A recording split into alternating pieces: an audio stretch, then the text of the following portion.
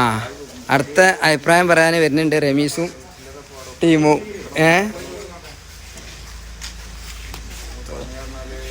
നമ്മളെ കിണറിൻ്റെ പണീൻ്റെ ഒരു അഭിപ്രായം പറയാൻ വേണ്ടി നമ്മൾ ഇതിൻ്റെ ഇറക്കിയതാണ്.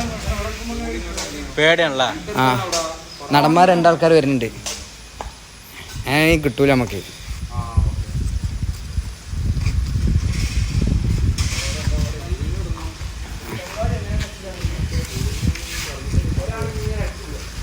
ഒരാളിങ്ങനെ അടിച്ചു.